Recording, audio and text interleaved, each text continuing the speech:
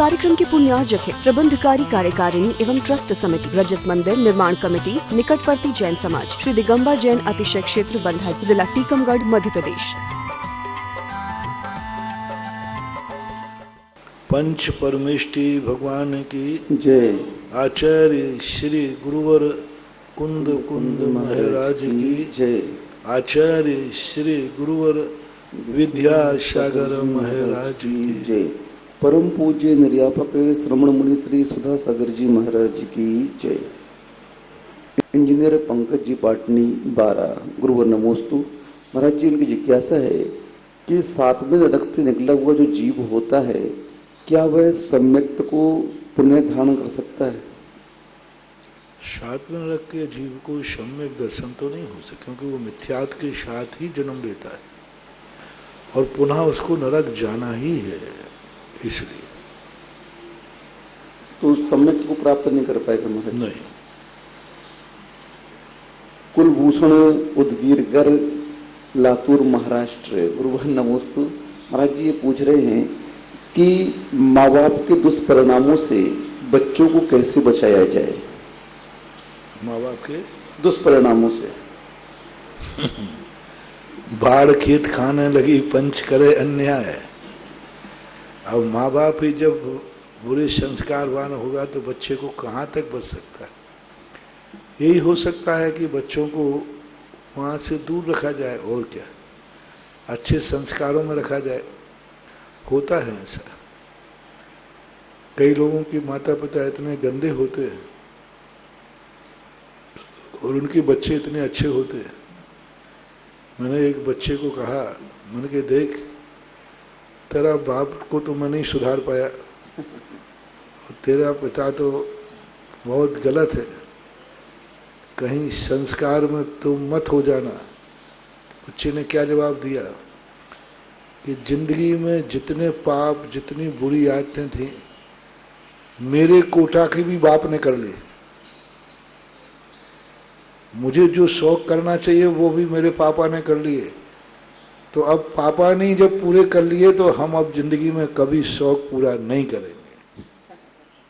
हाँ, उसके मन में क्या आया कि मैंने अपने पापा को देखा है, इन शौकों का दुष्परिणाम क्या हुआ, और आज मेरी आत्मा कांपती है। जो पापा ने किया है मैं जिंदगी में कभी आने नहीं दूंगा। मुझे इतनी खुशी हुई कि बिगड़े बाप के बेटे भी अच्छे होते हैं कई बार, बहुत सारे लोग होते हैं। और कई लोग बिगड़ जाते कि जब बाप ही पी रहा है तो हमें पीने में क्या बात है, ऐसे होते।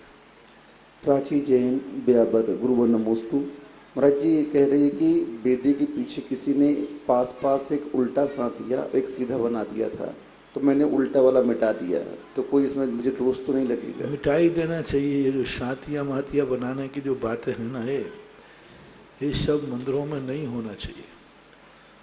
तुरंत मिटा देना चाहिए, माली से कह के मिटाना चाहिए, आप लोग मिटा दें, इसमें कोई दोष लगने वाला नहीं है, क्योंकि आगम युक्त ये परंपरा नहीं है, मिथ्या परंपरा है, मंदिरों को गंदा करने वाली बात है, ऐसा नहीं होना चाहिए। श्रीमती नमिता जैन कोटा गुरुवर नमोस्तु। महाराज जी इनकी जिज्ञासा है कि सोपक्रम आयुष्क, आघात आयुष्क और निरुपद्रव आयुष्क क्या होता है? शा उपक्रम आयुष्क, आयुष्क का अर्थ है आयु वाला। शा उपक्रम, किसी उपक्रम के द्वारा, किसी निमित्त के द्वारा मेरी आयु का घात न हो। जैसे तीर्थंकर होते हैं, सो उपक्रम आयुष्क वाले होते, किसी भी माध्यम से उनकी आयु का क्षय नहीं होता। देवताओं का नहीं होता, नारकियों का नहीं होता, असंख्यात वर्ष वालों का नहीं। शाउप उपक्रम आयुष्क यानी वो जितनी आयु पाई है वो पूरी पाएगा। सब सारे के सारे जितने भी उपक्रम हैं आयु कर्म की वृद्धि करने में, सब उसके पास होंगे। यानी ऐसा निमित्त ही नहीं मिलेगा कि आयु का घात हो जाए। जैसे ही आयु घात के निमित्त मिलेंगे, आयु की रक्षा करने वाला निमित्त तुरंत मिल जाएगा। दूसरा है आघात आयुष्क, घात के आने किसी प्रकार का घात नहीं हो सकता उसका।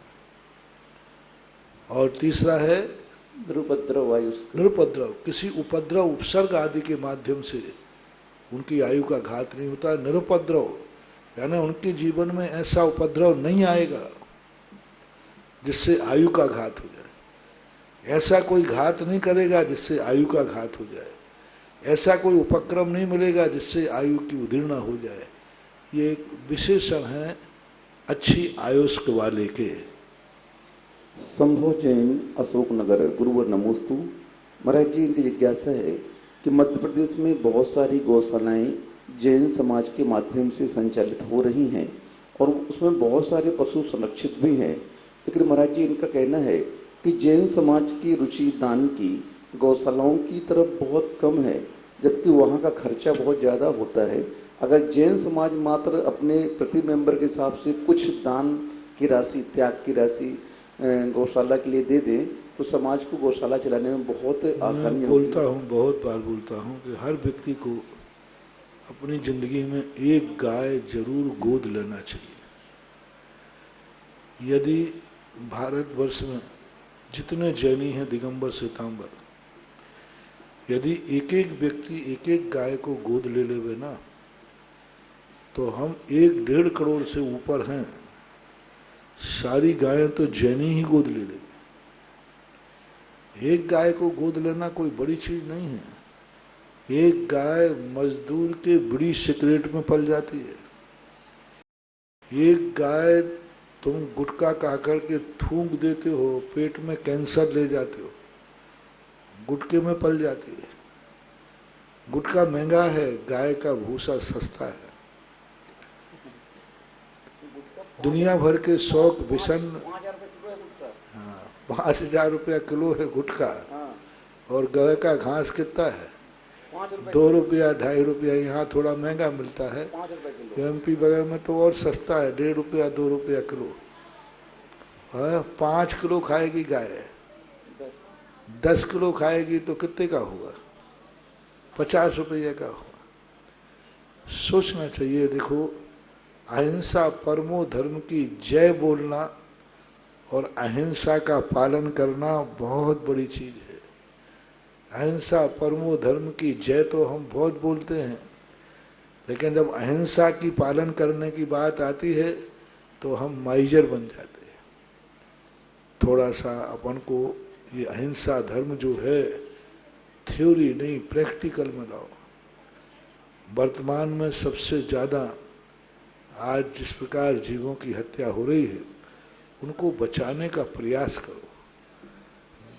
जिस रूप में एक बचाओ, जितना बचा सको उतना बचाओ।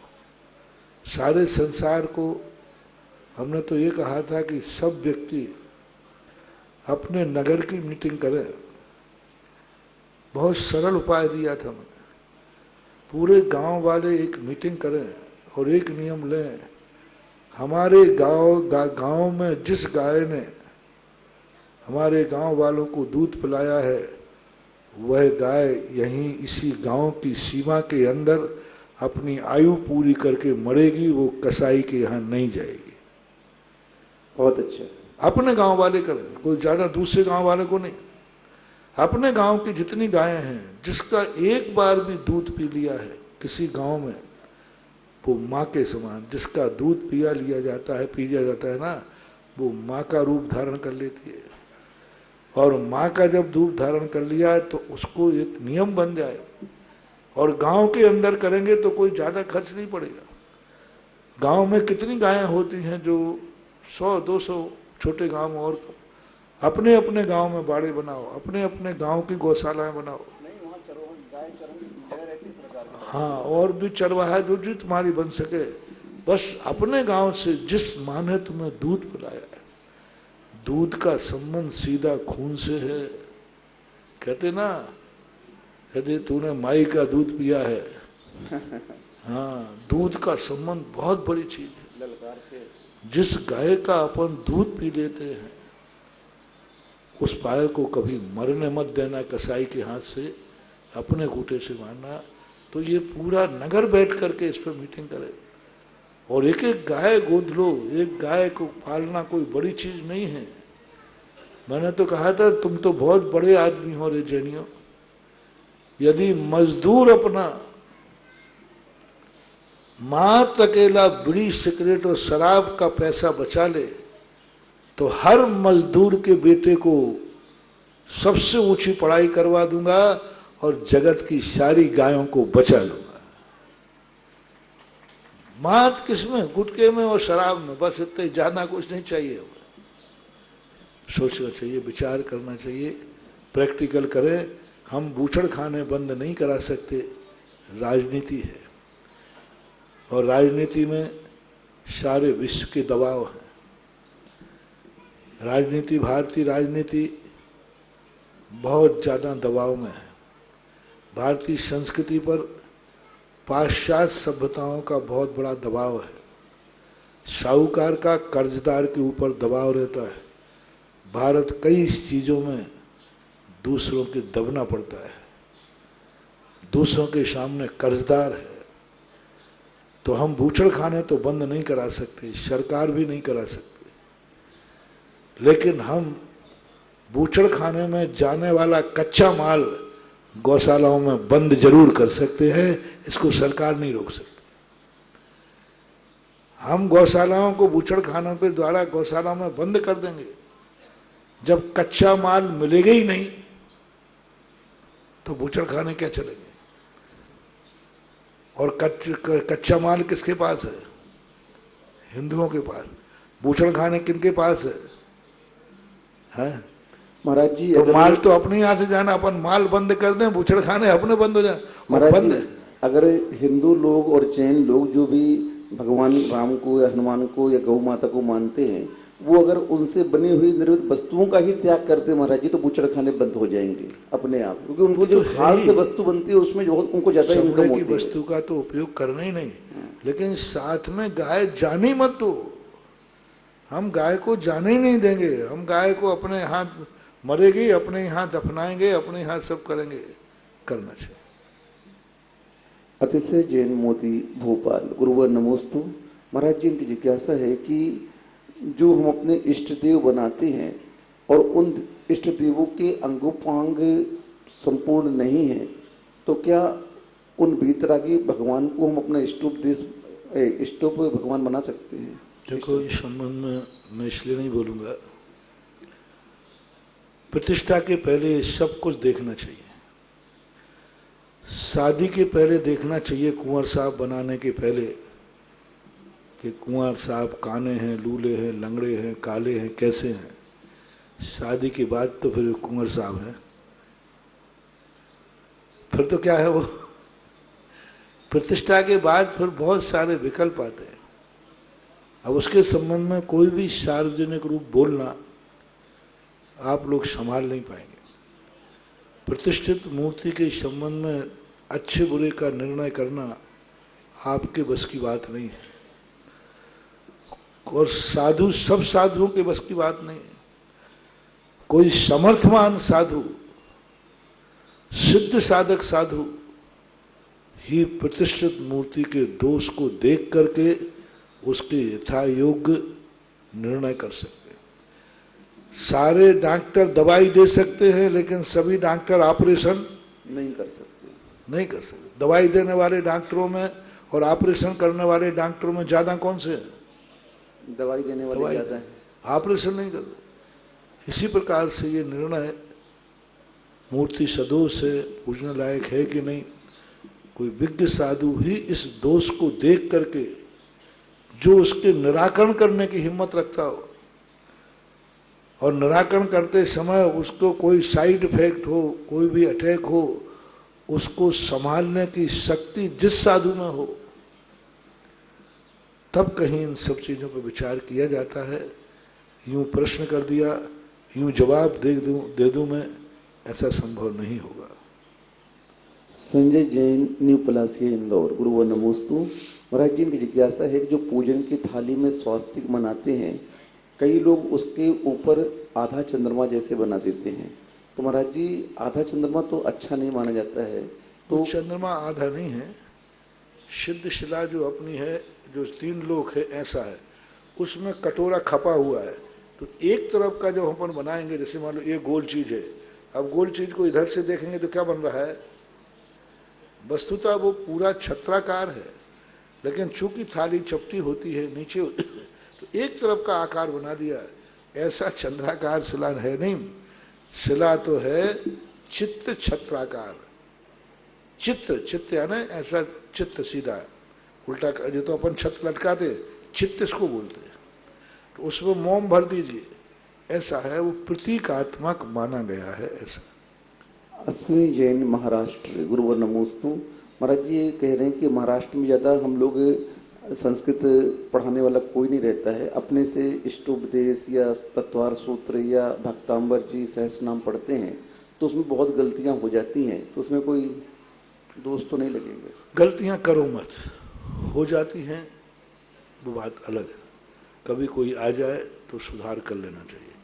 जब अपन को महसूस हो कि गलतियां हैं, तो इन गलतियों को कौन सुधार सकता है, किससे सुधर सकते हैं, उनके पास जाकर उसको सुधार करने का भी प्रयास करना चाहिए। द्विचंद जैन पत्रकार, पिंडर रोड, छत्तीसगढ़। गुरुवर नमोस्तु। महाराज जी इनकी जिज्ञासा है कि जो श्रीवत्स का चिन्ह तीर्थंकरों के हृदय में रहता है मध्य में, तो अन्य महापुरुषों को भी चिन्ह पाया जाता है? पहले बता तो नहीं महाराज जी, इनका प्रश्न ये है कि अन्य महापुरुषों को भी पाया जाता है, लेकिन तीर्थंकरों का जो श्रीवत्स चिन्ह है वह उनके असीम अनुकंपा या करुणा का प्रतीक होता है, तो क्या अन्य जो महापुरुष श्रीवत्स रखते हैं, मिलता उनको, तो वो भी इतने करुणावान रहते हैं? क्यों नहीं, क्यों अकेले तीर्थंकर के पास ही करुणा होती है क्या?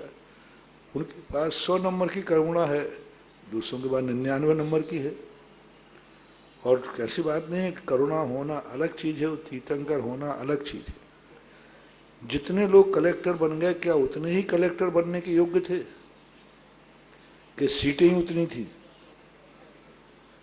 दूसरा व्यक्ति अभी कलेक्टर बनने के योग्य है, लेकिन सीट खाली नहीं है, तो उसको क्या करते हैं, वेटिंग लिस्ट में डाल देते हैं। इसी प्रकार तीर्थंकरों के अलावा भी महान करुणावान लोग होते हैं, दयावान लोग होते हैं, शुभ चिन्ह होते हैं, बहुत सारे लोगों को ऐसे चिन्ह पाए जाते हैं। संजय जैन, वैद्य, वासिम, महाराष्ट्र। गुरुवर नमोस्तु। महाराज जी इनकी जिज्ञासा है कि जो 24 तीर्थंकर की मूर्तियां रहती हैं, जिसमें 24 मूर्ति एक साथ रहती हैं, तो उनका अभिषेक करना चाहिए या नहीं करना चाहिए? अब देखो, बस इतना ही कहूँगा कि नवीन मूर्तियां ऐसी मत बैठा लो। जो एक 24 में 24 इतनी सी मूर्तियां बनी रहती छोटी छोटी, कुछ नहीं है, ना उनका कुछ भी है ना कुछ है, बहुत दोषी माना जाता है। कम से कम 24 में इतनी मूर्ति तो हो कि नाक, कान, आँख सब दिखना चाहिए। अकेले 24 बैठाल देने से 24 नहीं हो जाते, ठीक नहीं है। अब जो बैठी हैं उन संबंध में मैंने पहले ही कह दिया, समालोचना करना मंच से उचित नहीं है। स्वाध्याय मंडल, बड़ा गांव धसान। गुरुवर नमोस्तु। महाराज जी इनकी जिज्ञासा है कि भरत चक्रवर्ती जी ने 72 जिनालय बनवाए रत्नों के, सबके दर्शन के लिए, और उन्हीं जिनालयों को सगर चक्रवर्ती के पुत्रों ने खाई से खोद करके अवरुद्ध कर दिया मार्ग। तो महाराज जी ऐसा उन्होंने क्यों किया? उन्होंने दर्शन के लिए बनाए, उन्होंने मार्ग नहीं किया था, सुरक्षित किया था, ऐसा कहते हैं। अब इसके संबंध में क्या है क्या नहीं है, हो सकता है उसको किसी अन्य प्रकार से सुरक्षित करने का प्रयास किया हो। अब एक कोड़ा कोड़ी सागर वर्ष लगभग कुछ कम पहले की घटना को अभी हम 10वीं शताब्दी में लिख रहे हैं। महावीर स्वामी के बाद भी 1000 साल के बाद एक प्रसंग को लिखा गया। अब वो किस रूप में था, कैसा था, उनका भाव अच्छा था, सुरक्षा का भाव था। अब वो सुरक्षा किस रूप में की है, ये विचार नहीं। इन्हीं का प्रश्न और है महाराज जी कि आपने कहा था कि बलदेव सुभद्रा का विवाह दुर्योधन से करवाना चाहते थे, तो महाराज जी क्या दुर्योधन की कूटनीति का इन्हें पता नहीं था कि कृष्ण जी को छल से सुभद्रा को अर्जुन के साथ बहना पड़ा? किनको नहीं पता था? बलदेव को नहीं था, मालूम नहीं था। बलदेव को यदि ये मालूम होता तो बलदेव तो पहले ही इसको, क्योंकि जानते थे वो कृष्ण जी कि यदि बलदेव दाऊ को पता चल गया तो दाऊ तो टेक टू आर्डर, और टेक टू आर्डर होने के बाद श्री कृष्ण की हिम्मत नहीं कि बलदाऊ की आज्ञा टाल दे, क्योंकि यदि आदेश दे दिया कि नहीं टेक टू आर्डर मेरा आदेश, फिर क्या करते? फिर श्री कृष्ण तो इतने वो नहीं थे कि दाऊ की बात टाल दे, वो उनको बहुत मानते थे। जैसे लक्ष्मण राम की बात नहीं टाल सकते, ऐसे ही बलदेव भी की बात को कृष्ण नहीं टाल सकते। लेकिन कृष्ण जी जान रहे थे कि अनर्थ होने वाला है, ये अनर्थ हो जाएगा, ये दुनिया दुराचारियों से रहित नहीं हो पाएगी, ये राष्ट्र दुराचारी राजा का गढ़ बन जाएगा। प्रजा के हित में, राष्ट्र के हित में यदि उन्होंने एक कदम उठाया तो राजनीतिक दृष्टि से वह उचित ही था, कोई अनुचित नहीं था। दीपक जी, सीमा जैन, पिंडरामिया बांसवाड़ा, गुरुवर नमोस्तु। महाराज जी, इनकी जिज्ञासा है कि कभी कभी किसी व्यक्ति को देख करके मन में एकदम द्वेष सा आता है, और उससे कोई बुराई नहीं है अपनी, कोई लड़ाई नहीं, कोई परिचय भी नहीं है, फिर भी उसको देख करके द्वेष आता है। और कभी कभी किसी व्यक्ति को देख करके राग आता है सफर आदि करते समय। तो ये परिणाम हमारे ऐसे क्यों होते हैं? ज्यादातर तो प्रमाद है, ज्यादातर तो हमारा स्वार्थ है, ज्यादातर तो हमारी वासना है। वासना राग रूप भी नहीं होती, देश रूप भी होती है। हम सामने वाले को ऐसा समझ लेते हैं, कांटा है, हमने समझ लिया कि ये कांटा है, देशपूर्वक है। लेकिन कांटे का जब गुण देखेंगे, फूल से पूछो कि कांटा कैसा है। एक बहुत अच्छी बात किसी ने कही, फूल से किसी ने कहा कि तू बहुत अच्छा है, लेकिन तेरे पास कांटे नहीं होते तो।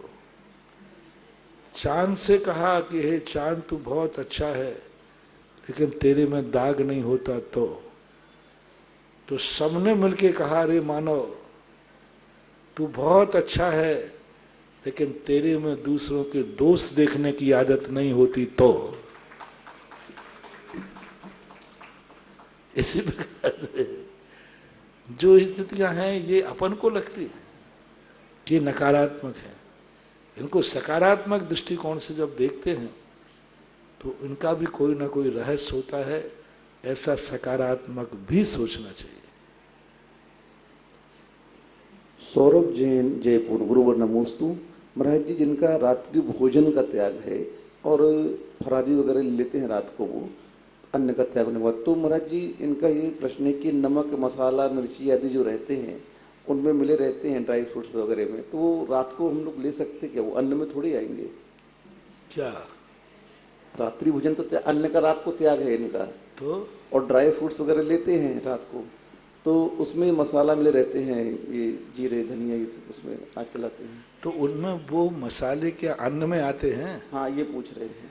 नहीं, मसाले अन्न के अंतर्गत नहीं आते। जैसे जीरा है, काष्ठ कहलाते, जीरा है, मिर्ची है, ये सब मसालों में नहीं आते, ये उसमें अन्न के अंतर्गत नहीं आते। नमक के संबंध में कई लोगों की धारणाएं अलग अलग हैं, लेकिन फिर भी नमक हमारी दृष्टि से तो पृथ्वी का है, और जो तुम खाते हो उसकी चर्चा मैं करूंगा नहीं, क्योंकि वो तो अभक्ष की कोटि में ही आता है। श्रीमती चंदा जैन, डॉक्टर मगन जैन, आष्टा, गुरुवर नमोस्तु।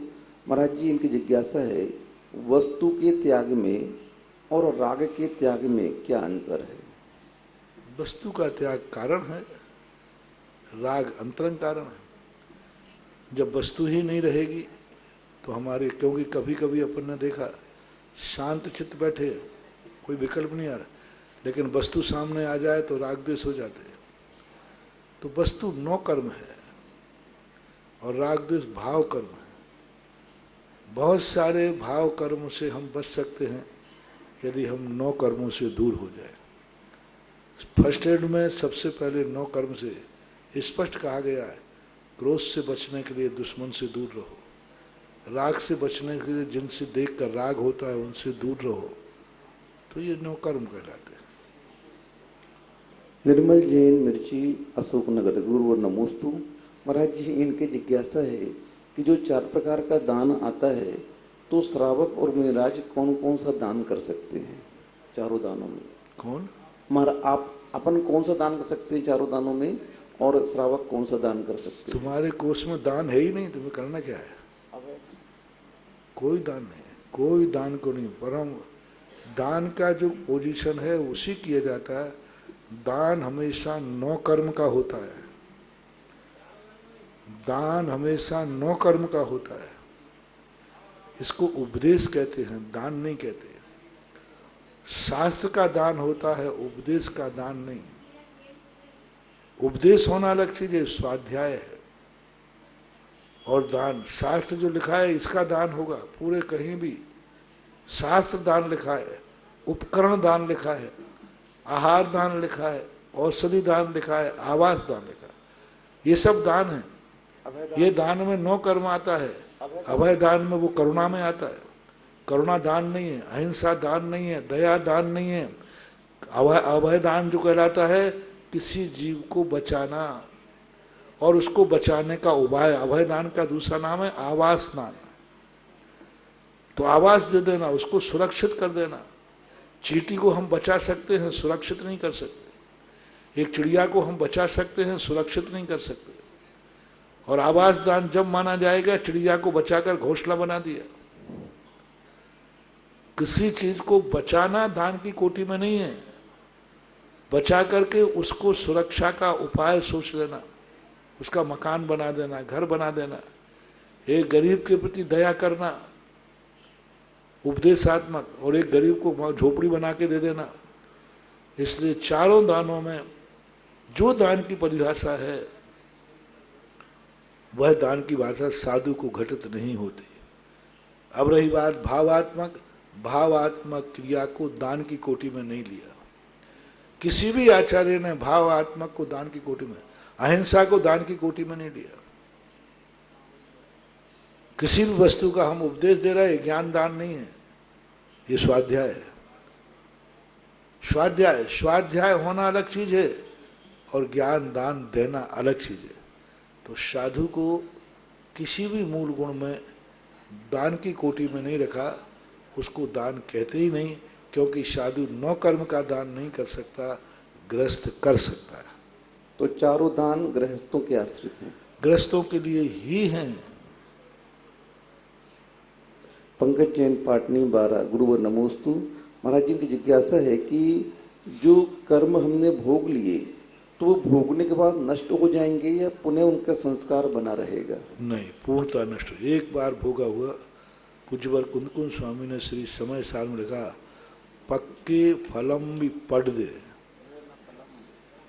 जो फल वृक्ष से टूट गया वह कभी उस वृक्ष में नहीं लगेगा। पहले उस फल को वृक्ष बनने के लिए मिट्टी में मिलना पड़ेगा।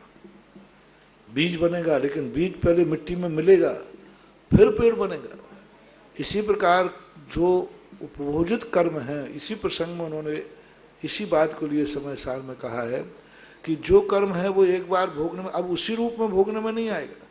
वो पुनः विकटित होगा, पुद्गल स्कंद बनेगा, परमाणु बनेगा, फिर लौट करके, जैसे घी है, अब जैसे बीज है, बीज सीधा वृक्ष में जाके नहीं लगेगा।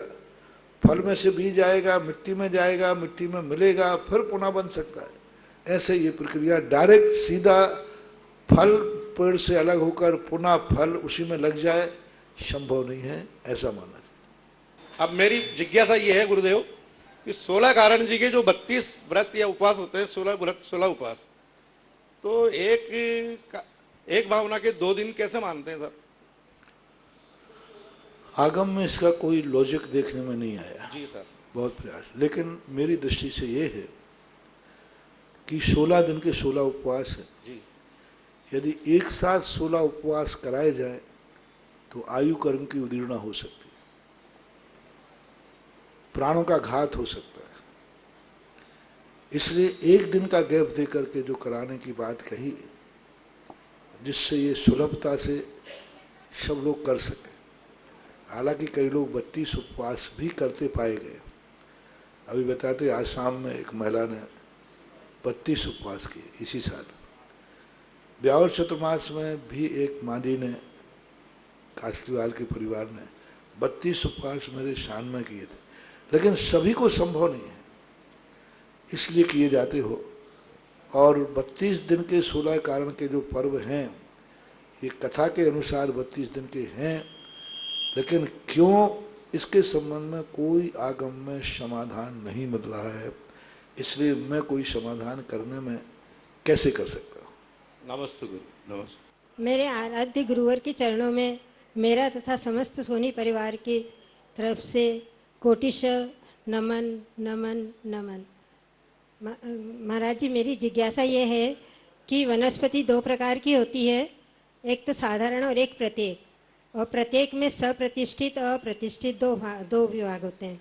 लेकिन जो सप्रतिष्ठित है उसको पुरुषार्थ सिद्धि उपाय में चतुर्थ साल का अध्ययन कर रही हूँ, 12 वर्षीय कोर्स में, उसको उसमें साधारण भी ले लिया है, तो मतलब ये कैसे समझ में आएगा? सप्रतिष्ठित पना हमेशा साधारण से ही बनता है। साधारण और प्रत्येक दो भेद किए, लेकिन जब प्रत्येक में अप्रतिष्ठित लिया जाता है तो साधारण जीवों से ही बनता है। जैसे कोई प्रत्येक वनस्पति प्रारंभ में साधारण ही होती है, जैसे कोई चीज में अंकुर निकलता है, तो जब तक वो अंकुर कोमल होता है उस समय तक वो साधारण ही होता है, और साधारण जब भी बनेंगे तो वो साधारण जीवों से बनता है। जहाँ जहाँ सप्रतिष्ठित पना है वह वस्तु साधारण नहीं है, लेकिन उसमें जो सप्रतिष्ठित पना है वो साधारण जीवों से ही है। जैसे कोई चीजें कच्ची अवस्था में वो स्वयं प्रत्येक नाम कर्म के उदय से है, लेकिन वो प्रत्येक नाम कर्म का उदय एक पूर्व अवस्था में साधारण होता है। जैसे सपोज कीजिए अपन प्रत्येक नाम कर्म का उदय है अपना, लेकिन अपना प्रत्येक नाम कर्म जो मांस है, मांस है ना अपने यहाँ, तो मांस से सप्रतिष्ठित है। किसका मांस है? प्रत्येक का। अपन प्रत्येक है, तो ये मांस हड्डी आदि किसका है? प्रत्येक का। लेकिन मांस अपने आप में क्या है? सप्रतिष्ठित है। और सप्रतिष्ठित किनसे बनेगा? निगोदिया जीवों से, साधारण जीवों से। तो बहुत अच्छा प्रश्न है। प्रत्येक शरीर जो है उसके अंदर जो सप्रतिष्ठित पना आता है वो साधारण जीवों से ही आता है, ऐसा मानना चाहिए। परम आदरणीय गुरुदेव सुधासागर महाराज के चरणों में नमोस्तु नमोस्तु नमोस्तु। महाराज जी, मेरा प्रश्न है, चंचल मन को भावों से कंट्रोल करने के लिए क्या उपाय करना चाहिए? जो मैंने किया वही करना चाहिए। या संसार विषय सुख होता, तीर्थंकर क्यों त्यागे, काहे खो शिव साधन करते, संयम सो अनुरागे। यदि वहां मन कंट्रोल हो गया तो बाबा जी बनने की जरूरत क्या थी? 24 घंटे आपाधापी में पड़े रहते हो, 24 घंटे में तव और मम में पड़े रहते हो, मन कैसे कंट्रोल होगा? ये मन, एक बार एक कुत्ता एक गड्ढे में गिर गया, एक आमा तीर्थ है सुदर्शन, वो टैंक था, टैंक सूखा टैंक था। सुबह उसी समय में वहीं से निकला तो आवाज आई, मैंने उसको निकलवाया। पूरी रात भर वो टैंक में घूमता रहा। सुबह मैंने उसको उठवाकर बाहर रखा तो बाहर रखकर के वो घूम ही रहा है। बस यही दशा आप लोगों के मन की है कि 24 घंटे तो टैंक में रहते हो और फिर बाहर आके कहते हो महाराज ये मन कैसे कंट्रोल करें? तो संस्कारों के कारण से मन को कंट्रोल करना, संस्कारों उनको छोड़ना पड़ेगा तभी सब। हे परम पूज्य मेरे गुरुवर, हे मेरे आराध्य, आपके श्री चरणों में बारंबार नमोस्तु भगवान, बारंबार नमोस्तु भगवान, बारंबार नमोस्तु भगवान। हे परम पूज्य गुरुवर, एक भूमि जिस पर के करीब 100-125 आम के पेड़ लगे हुए हैं, उस भूमि पर मंदिर और धर्मशाला का निर्माण करना चाहते हैं। क्या वो आम के पेड़ हम कटवाने पड़ेंगे हमें, तभी कुछ कर पाएंगे? क्या साधु से ये सब बातें पूछना जरूरी है? आवश्यक है साहब, मैं तो नहीं मैं तो करूंगा। यही कहूंगा कि नहीं काटना चाहिए। अब क्या करोगे? तो बात खत्म हो गई, बात खत्म हो गई। और ना पूछा तो मैंने कब कहा? नमोस्तु भगवान। सुशीला जैन अशोकनगर तैयार रहे हैं, और उसी के बाद में तैयार रहेंगे सहीला जैन मुंबई। मेरे गुरुवर को कोटि कोटि नमोस्तु, मेरे परिवार की तरफ से कोटि कोटि नमोस्तु। हे गुरुवर, मरण की सूतक कितनी पीढ़ी तक पूरी लगती है? अलग अलग इसके संबंध में है। 4 पीढ़ी तक, 3 पीढ़ी तक पूरा मानते हैं, उसके बाद एक एक दिन कम करते जाते हैं। हम इसके संबंध में पूर्ण प्रमाणिक इसलिए नहीं कह पाते हैं क्योंकि ये दिनों की गणना किसी ठोस आचार्य के ग्रंथ में नहीं मिली। ये परंपरा सामाजिक है, व्यवहारिक है, मानना चाहिए। 3 तक सूतक, मान महाराज जी की 4 तक मान। सूतक शब्द का प्रयोग तो शास्त्रों में आता है, लेकिन इन पीढ़ियों के संबंध में चर्चा नहीं है। इसलिए जिन पूजा के अंदर जो आपकी पूजा की किताबें होती है, उनके पीछे सभी में छपा हुआ रहता है। कहीं 3 लिखा है, कहीं 4 लिखा है। तो आपके वहाँ अशोकनगर में जो पूजा में की किताब में आप पूजा करते हो, वही मान लेना चाहिए। 108 श्री मुनीश्वर के चरणों में बारंबार कोटि कोटि नमोस्तु नमोस्तु।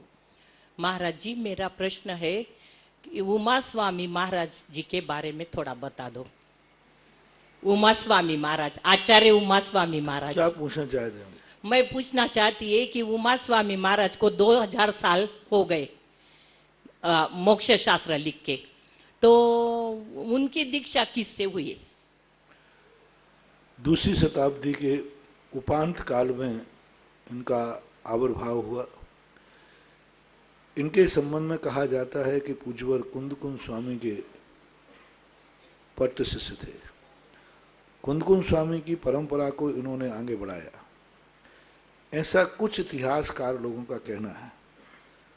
पूर्णतः कोई 2000 वर्ष पुराना कोई शिलालेख या उस समय के किसी आचार्य ने और आचार्य उमा स्वामी स्वयं ने अपना कोई परिचय कहीं दिया नहीं, और उस समय के आचार्यों ने कोई परिचय दिया नहीं। लगभग 700-800 साल बाद इंद्रनंदी एक सोतावतार कथा नाम की चीज लिखी गई, उसमें इन सबके परिचय प्राप्त हुए। उस शिलालेखों में इनका नाम पाया गया, जो भी 7वीं, 8वीं, 9वीं शताब्दी के बाद का है। उमा स्वामी महाराज के तत्कालीन समय का कोई ग्रंथ उनका अथवा दूसरे का अथवा कोई शिलालेख उनकी इस ऐतिहासिकता को सिद्ध नहीं कर पा रहा। लेकिन अभी वर्तमान में प्रश्न में यही है कि उमा स्वामी महाराज के शिष्य कुंदकुंद भगवान के शिष्य थे, उन्हों से इनको ज्ञान प्राप्त हुआ था। इनके संबंध में बहुत सारी चीज़ें हैं, इनको भी बहुत सारे गिद्ध पृच्छाचार्य इनको भी कहते हैं। इनके संबंध में भी आता है कि ये आकाश मार्ग से विहार कर जाते थे, कुछ औषधि आदि लेप इनके पास थे। उमा स्वामी महाराज का कोई आयुर्वेदिक शास्त्र भी बताते हैं कि इन्होंने लिखा, लेकिन आज वर्तमान में उसकी उपलब्धि नहीं है। गिद्ध पिच्छाचार्य इनका भी नाम है। तत्वार सूत्र के बाद जो 6 पग श्लोक आते, उनमें गिद्ध पिच्छाचार्य द्वारा रचित तत्वार सूत्र ऐसा कहा जाता है। तो ये इनका परिचय हो, और विशेष ठोस परिचय तो उन्होंने खुद दिया नहीं, समकालीन लोगों ने दिया नहीं, इसलिए जो है वो यही है। नरेश जी जैन महामंत्री चंद्रोदय, और तैयार रहेंगे हेमा सोनी चांदखेड़ी। मेरे परम उपकारी गुरुवर के चरणों में मेरी ओर से, परिवार और चांदखेड़ी कमेटी की ओर से नमोस्तु नमोस्तु नमस्ते। मुंशी मेरा एक वो है कि 10 लक्षण के 10 पर्व बड़ी धूमधाम से 10 पर्व के रूप में हम मनाते हैं, और लास्ट में एक क्षमावणी पर्व है। ये क्षमावणी पर्व भी पर्व के रूप में मनाते हैं, और इसकी परंपरा किसी एकम के रोज मनाते हैं, किसी पहले मनाते हैं या बाद में। और इसमें कई जगह तो बड़े बड़े खामे करके सब उसको बुलाते हैं, तो आगम के अनुसार क्या इधर क्षमावाणी का प्रारूप है क्या? अभी आप लेट आए हैं, मैंने क्षमा वाणी के ऊपर 25 मिनट का प्रवचन दिया है अभी, उसमें पूरा इतिहास बताया, उसकी उपलब्धि बताई, क्यों मनाया जाने लगा और इसको कैसे मनाना चाहिए। अब हम मुझे 25 मिनट लगेंगे, 25 मिनट अब बचे भी नहीं, इसलिए क्यों ना हो, क्योंकि मैंने पहले कहा मैं कुछ भी बोलूँगा दोबारा वो पैक हो जाता है और तुरंत सारे विश्व में पहुँच जाता है, आपके YouTube पर पहुँच जाएगा, आप सुन लेना। और बताते हैं कि शायद अभी जिज्ञासा में भी चल गया है, और जिज्ञासा में चल गया है तो वो तो YouTube पर तो पहुँच ही गया, आप देख लेना पूरा इसका। हमने क्षमा वाणी क्या है, वाणी शब्द इसको क्यों दिया, क्षमा का भी परिवार से और वाणी का भी बताया। ये क्षमा वाणी एक कितनी बड़ी शक्ति है। उत्तम क्षमा साल भर की पढ़ाई है तो उत्तम क्षमा वाणी उसका प्रमाण पत्र सर्टिफिकेट है। बहुत अच्छा दिया, लोग धर्म तो धारण कर लेते हैं लेकिन क्षमा वाणी नहीं। हमने उदाहरण दिया उसमें, किसी ने कहा भाई तुम लोगों में झगड़ा हुआ, देखो बैरभाव, महाराज जी बैरभाव नहीं करूंगा, आज से सब बैरभाव छोड़ता हूँ, कोई विकल्प नहीं, तो फिर क्षमा मांग लो। अरे क्षमा तो नहीं मांगूंगा महाराज, अब देखो बैरभाव छोड़ दिया, महाराज क्षमा तो नहीं मांगूंगा, ये क्या है। इसलिए कहा क्षमा धर्म धारण करना तो पढ़ाई है और क्षमा वाणी बनाना उस पढ़ाई का प्रमाण पत्र है। और उसको हमने बड़े विस्तार से कहा। मैं वैसे सामान्य रूप से आपका अभिषेक देखने आया था, वकील साहब ने कह दिया, हालांकि वकील साहब ने प्रवचन के लिए नहीं कहा था, उन्होंने समस्या पूर्ति के लिए कहा था कि जब तक लोग नहीं आए तब तक महाराज जी आए। गुरु, आपने कल समाधान में बताया था कि 12 वर्षीय कोर्स सभी को करना चाहिए और हमने इसके लिए बहुत प्रयास किया और सदस्य भी 25-30 सदस्य कर तैयार करे, परीक्षाएं दी, अंक भी अच्छे प्राप्त किए, लेकिन अब पिछड़ रही है कि अब आगे पढ़ाई नहीं करें। और हमने चतुर्वर्षीय परीक्षा के लिए अभी चतुर्वर्षीय परीक्षा दे रहे हैं, तो उसमें हमारे को अध्ययन भी ऋतुकला दीदी कराती है, नियमित होता है अध्ययन भी, और उसमें हमने अंक भी अच्छे लिए। तृतीय वर्ष की में 100 सबके आए हैं, 3-4 के। गुरुवर, मेरी आपका आशीर्वाद से सभी परीक्षाएं अच्छी तरह जाए और अधिक से अधिक इसमें जिज्ञासा क्या है? जिज्ञासा क्या है? मेरी जिज्ञासा है गुरुवर कि प्रथम प्रतिमा के विस्तार से थोड़ा सा समझा दें। दूसरी प्रथम प्रतिमा जो है तृतीय प्रतिमा का अभ्यास है। संसार शरीर भोग निर्विण्णा, पूज्यवर समंतबद्ध महाराज ने कहा, संसार शरीर भोगों के प्रति उदासीन भाव होना और उनके प्रति छोड़ने की तैयारी करना। तो पहली प्रतिमा में वह सब कुछ साधना में करना चाहिए अभ्यास के रूप में, जो दूसरी प्रतिमा में किया जाता है नियम पूर्वक। पहली प्रतिमा के समय सामायिक करना शुरू करना चाहिए, ठीक है, कभी छूट जाती है तो कोई बात नहीं। तो पहली प्रतिमा के अंदर करना तो वही खान पान, भोजन पानी, बिलछाने कुएं आदि का सब कुछ वो ही करना चाहिए। बस फर्क इतना है, वो अभ्यास है और वहाँ नियम है, ऐसा मन। नमस्ते। किरण जी जैन टुकराई और तैयार रहेंगे प्रमोद कुमार जी जैन पिपराई। मेरे गुरुदेव के चरणों में मेरा टुकराई पाठशाला के बच्चों की तरफ से नमोस्तु नमोस्तु नमोस्तु। चंद्र टले सूरज टले, टले न सिंधु व्यापार, चंद्र टले सूरज टले, टले न सिंधु व्यापार, पर मेरे गुरुदेव का टले न ध्यान विचार, पर मेरे गुरुदेव का टले न ध्यान विचार। हे महाराज जी, मेरी ये जिज्ञासा है, जैसे बच्चों को पाठशाला में पढ़ाती हूँ, हमें सुने एक एक नियम देती हूँ, खाने पीने का, आज बिस्किट मत खाना, आज चॉकलेट मत खाना, पर बच्चे का ये कहना है कि आप हमें एक एक नियम देते हैं, उस नियम का फल क्या मिलता है, तो उन्हें कैसे समझाएं? उसका फल उनको बताना चाहिए कि जो गंदी चीजें खाते हैं उनको मर करके गंदे स्थानों पर जन्म लेना पड़ता है। वो नीच कुलों में जन्म लेते हैं, वो नीच योनियों में जन्म लेते हैं, और जो गंदे खाते हैं वो गंदे रूप में देखो, एक आपके मुख्यमंत्री अशोक गहलोत हैं, उन्होंने कहा कि महाराज जी मैं आलू प्याज नहीं खाता। मैंने क्यों नहीं खाते? आपको तो कोई परहेज नहीं, आप तो गहलोत है, माली जाति थे।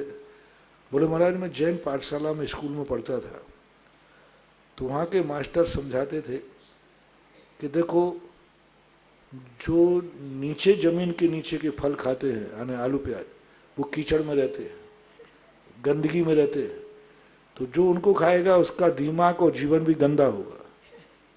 और वो अंधेरे में रहते हैं तो अंधकार में जीवन होगा। उनके पैर मजबूत होंगे, मजदूरी मिलेगी उसको जो जमीन के में। और जो ऊपर के फल खा रहे वो प्रकाश में रहते हैं, ऑक्सीजन में रहते हैं, उनको गंदगी छू भी नहीं पाती हवा में जिस प्रकार। तो ऊपर वाला फल जो खाएगा वो सारे संसार में ऊपर पहुंचेगा। बहुत अच्छी बोल रहे, स्वच्छ रहेगा, पवित्र। बच्चों को समझ में आया, देखो एप्पल में कोई गंदगी है क्या? बोले नहीं है। देखो कितना ऑक्सीजन में प्रकाश में रहता है। तो जो ऊपर के फल खाएगा उसका जीवन प्रकाशमय होगा, और जो जमीन के नीचे का फल खाएगा उसका जीवन अंधकारमय होगा। बोले बहुत छोटी अवस्था में था, लेकिन वो बात ऐसी बैठी कि आज तक उसको खाते समय ध्यान आता है अंधकार में खाए। तो बच्चों को ऐसा समझाओ कि जो उनकी समझ में आ जाए। अच्छा। और उनको ऐसे लॉजिक दो जिससे वो भयभीत हो जाए, ऐसे लॉजिक दो जिससे वो प्रभावित हो जाए। तो ऐसा देना महाराज जी। मेरा और मेरे परिवार की ओर से कोटि सा नमोस्तु नमोस्तु नमोस्तु। महाराज जी आगम में बताया गया है फत्तर एक इंद्रिय जीव है और फिर प्रतिमाएं बनी जाती हैं। तुम्हारा शरीर भी एक इंद्रिय जीव है, तुम्हारा शरीर बनता है। तो ऐसा कोई भी चीज नहीं है दुनिया में जो जीवों से रहित हो। और जीवों के रहित तो कुछ भी नहीं। पैर रखते हो, अभी मैंने एक बार प्रवचन दिया था, जो श्वास लेते हो ना, असंख्यात जीव जब मरते हैं तब तुम्हें आधे मिनट जिंदा रहते हो। श्वास में जीव, अग्नि में जीव, वायु में जीव, जीवों की तो है ही उपलब्धि। लेकिन एक जीव पाप के लिए मर रहा है, मारना पड़ रहा है, और एक व्यक्ति धर्म के लिए मारना पड़ रहा है। दोनों में एक मकान की नींव खोद रहा है जिसमें संसार बसेगा, एक मंदिर की नींव खोद रहा है जहां संसार कटेगा। तो पाप तो दोनों में हुआ, लेकिन एक में सावध ले सौ बहु पुण्य रासो। दोष तो लगा, लेकिन पुण्य कितना बड़ा हुआ, लाभ कितना बड़ा हुआ। एक इंद्रिय जीव की विराधना मूर्ति में हुई, लेकिन कितने इंद्रिय जीवों ने उससे सम्यक दर्शन प्राप्त करके अपने पापों का क्षय किया। उस मूर्ति के दर्शन करने से कितने लोग एक इंद्रिय पर्याय में जाने से बच गए। पहले सजा दी जाती थी चौराहे के ऊपर, क्यों सजा दी जाती चौराहे पर? क्यों? उसकी सजा को देख करके अनेकों लोग अपराध करना छोड़ देते थे। तो उसी प्रकार मूर्ति में जीवों की विराधना हुई, लेकिन कितने जीव उसका दर्शन करके जो एक इंद्रियों में मर के जाते, वो एक इंद्रियों में अब नहीं जाएंगे। तो लाभ भी सावध लेशव बहु पुण्य राशव, लाभ भी होता है। पाप के लिए पाप करना आरंभ और परिग्रह में आता है। धर्म के लिए कुछ अशुभ हो जाता है, सावध होता है, तो वह क्षम्य के योग्य होता है।